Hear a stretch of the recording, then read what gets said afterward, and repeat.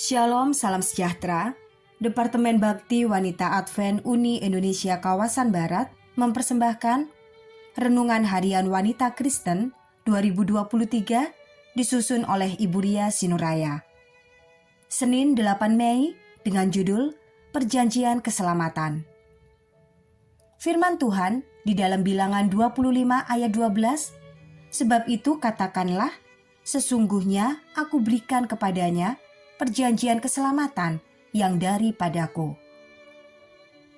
Pada satu musim dingin, salju tak henti-hentinya turun sejak siang hari dan udara sangat dingin pada waktu itu. Suami saya katakan, malam ini akan ada badai salju. Sebaiknya kamu minta izin dari tempat kerja untuk tidak masuk, karena akan sangat bahaya untuk menyetir pada cuaca yang buruk. Saya coba menghubungi teman-teman untuk menggantikan saya, tapi tidak ada yang bersedia. Dan atasan katakan, saya harus tetap bekerja malam itu. Jalan dari rumah ke tempat kerja cukup jauh dan jalannya berliku-liku serta turun naik. Saya berangkat 2 jam lebih awal dari waktu yang ditentukan. Sebelum berangkat kerja, saya berdoa. Lalu saya pun berangkat kerja dengan perasaan agak cemas dan takut. Saya mengendarai mobil saya dengan pelan dan sangat hati-hati sebab jalan sangat licin. Tiba di jalan tanjakan, mobil saya tidak bisa naik. Kecenderungan mobil itu turun karena licinnya jalan. Biasanya ada mobil penyapu salju sehingga salju tidak begitu tebal. Tapi entah mengapa malam itu tidak ada petugas yang membersihkan salju, sehingga salju di jalan sangat tebal. Saya coba berkali-kali, mobil tidak mau bergerak. Saya berdoa, semoga tidak ada mobil yang lewat. Dengan pandangan terbatas, karena salju bertambah deras, saya berusaha terus menyetir mobil saya agar bisa berjalan.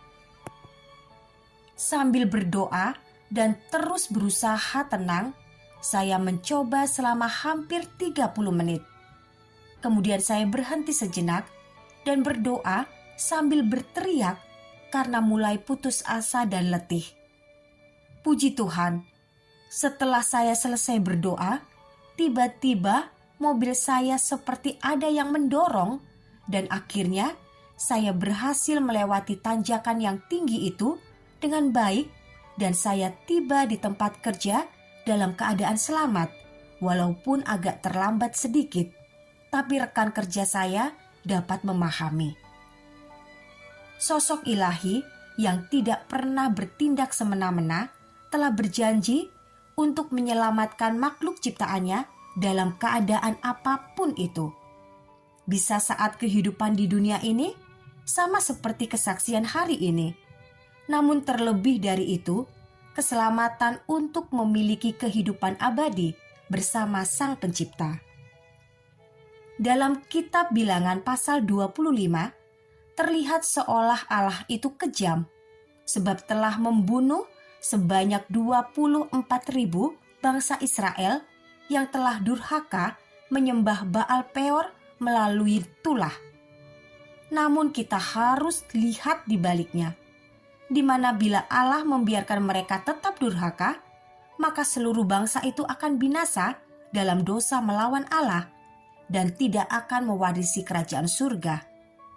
Hal seperti ini bisa saja terjadi dalam kehidupan kita. Seolah-olah Allah bertindak kejam, tidak menjawab doa kita, dengan tidak menyembuhkan kekasih atau orang tua kita, malah membiarkan mereka meninggal dunia. Ketika setan membisikkan kata-kata hasutan ini, ingatlah akan janji kekal Allah. Percayalah akan rancangan kebaikannya. Di masa yang akan datang, mungkin kita baru dapat melihat mengapa Allah bertindak demikian. Anda sedang bergumul? Sangat berat dan pedih? Ingat salib Kristus. Buka Alkitab dan temukan begitu banyak janji Allah yang menghibur dan menguatkan.